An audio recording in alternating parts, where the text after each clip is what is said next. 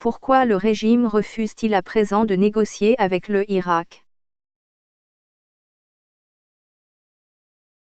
Avant d'examiner cette question, essayons d'abord de comprendre ce que c'est que la négociation. Au sens scientifique du terme, la négociation peut être définie soit comme une discussion entre deux ou plusieurs parties dont l'objectif apparent est la résolution d'une divergence d'intérêts, ou comme une discussion entre des parties qui perçoivent une divergence d'intérêts pour atteindre un accord sur la distribution de ressources limitées, sur des procédures de travail, des interprétations de faits ou sur une opinion ou une croyance générale. Ou encore comme une façon de résoudre des problèmes sans avoir recours à des actions qui risquent de blesser ou de détruire les relations. Ou enfin comme un processus de décision interpersonnelle nécessaire chaque fois que nous ne parvenons pas à atteindre nos objectifs par nous-mêmes.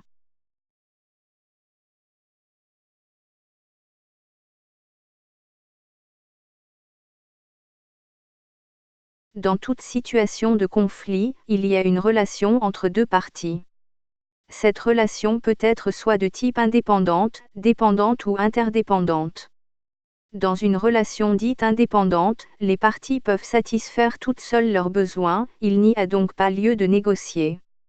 Dans une relation dépendante, une partie a besoin d'autrui pour satisfaire ses besoins, mais cet autrui est lui-même indépendant. Il y a donc une relation déséquilibrée, c'est-à-dire une soumission de l'un à l'autre. Dans une relation dite interdépendante, la relation est équilibrée dans le sens où les deux parties en conflit ont besoin l'une de l'autre pour atteindre leurs objectifs. Il s'agit de la seule situation favorable à la négociation.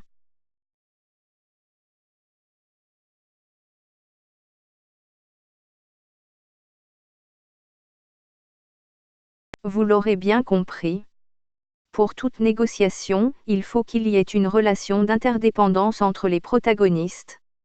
En ce qui nous concerne, en l'occurrence le cas de l'Algérie, il convient de se demander si le peuple et les vrais décideurs se trouvent réellement dans cette relation d'interdépendance. La réponse à cette question semble plutôt négative. Si le peuple tient à son armée et aux institutions de l'État en général, l'institution militaire, véritable détentrice du pouvoir réel, ne semble pas en apparence avoir réellement besoin de son peuple, puisqu'elle a réussi à organiser des élections sans le peuple, voire contre le peuple. Dans un système économique basé fondamentalement sur la rente pétrolière, et non pas sur le travail et l'impôt, le peuple se trouve dans une relation de forte dépendance vis-à-vis du pouvoir qui assure la distribution de la rente. Depuis le début du mouvement le 22 février 2019, le régime n'a pratiquement fait aucune concession notable dans le sens de la démocratisation du pays. Mis à part les monologues et les pseudo-dialogues engagés avec les pseudo-partis et personnalités politiques, il n'a montré aucune volonté réelle d'aller vers un dialogue sincère afin de trouver un compromis pour sortir de la crise. Essayons donc de comprendre pourquoi le régime refuse-t-il, jusqu'à présent, de négocier avec le Irak. Son refus de négocier peut s'expliquer par ces trois principales raisons.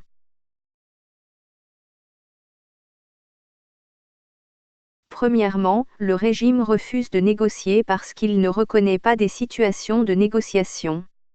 Autrement dit, le régime ne se retrouve pas encore dans une situation l'obligeant à accepter de négocier son départ ou, du moins, à faire de véritables concessions. Pour qu'il y ait négociation, il faut qu'il y ait un rapport de force suffisamment puissant à même d'établir une relation équilibrée, pour créer chez les deux parties le besoin de trouver un compromis. Il s'ensuit donc que les marches pacifiques du mardi et du vendredi ne suffisent plus pour créer ce rapport de force.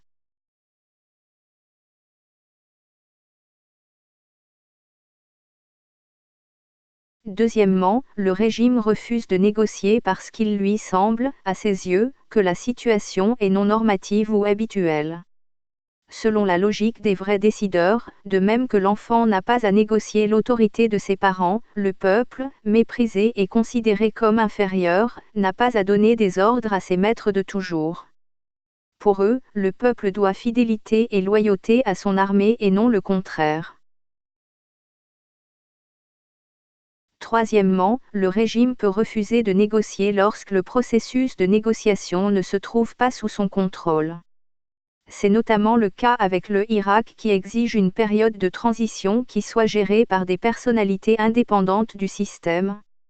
Face à cette exigence, le régime enchaîne donc des monologues ou des pseudo-dialogues et il fait tout pour casser le mouvement citoyen.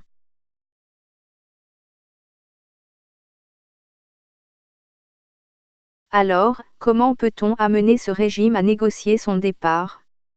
L'unique moyen de contraindre le régime à négocier son départ et rendre la souveraineté au peuple, c'est le renforcement du Irak à travers toutes les wilayas du pays de telle sorte qu'il y ait un rapport de force suffisamment puissant en faveur du Irak. Il faut le dire et le reconnaître, même si certes il y a des marches un peu partout dans le pays, l'ampleur de la mobilisation reste encore très faible dans beaucoup de wilayas, notamment celles de l'intérieur. Cela ne signifie pas que ces populations sont acquises au régime, ce sont plutôt, à mon avis, des populations longtemps éloignées de la politique et qui restent peu informées, ou mal informées par rapport à ce qui se passe dans le pays.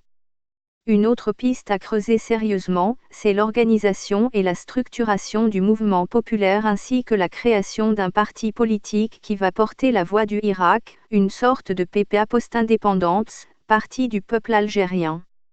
Ainsi, le Irak doit s'organiser et se structurer au niveau des villages ou quartiers, des communes, des wilayas, des régions et au niveau national pour désigner des représentants vraiment honnêtes et crédibles. À mon avis, tant que le régime s'obstine à se régénérer, on doit éviter de rentrer en compétition les uns contre les autres, car ça ne favoriserait que le maintien du système. Pour l'heure, la seule véritable division est entre le peuple et le système. Restons donc unis et mobilisés autour du Irak. D'où l'intérêt de créer un parti politique rassembleur de toutes les tendances politiques sans exclusion aucune, à condition qu'elles soient d'accord avec la feuille de route du Irak. Pour vous donner l'exemple des prochaines échéances électorales à venir, il me semble que si les Algériens restent unis et décident de faire bloc face à ce système en participant très massivement à ces élections sous l'étiquette « Irak », comme étant le parti suprême de la nation, on réussira inévitablement à s'emparer de toutes les assemblées communales et de wilaya, mais aussi du Parlement. Ainsi, on aura dégagé tous les partis du système, FLN, RND, MSP et compagnie, tous les opportunistes, tous les anciens et les nouveaux partis fantoches, tels que le parti de Sofiane Djilali, Nema Sali et tant d'autres. Et c'est ainsi qu'on pourra pousser ce système dans ses derniers retranchements et l'obliger à rendre la souveraineté au peuple.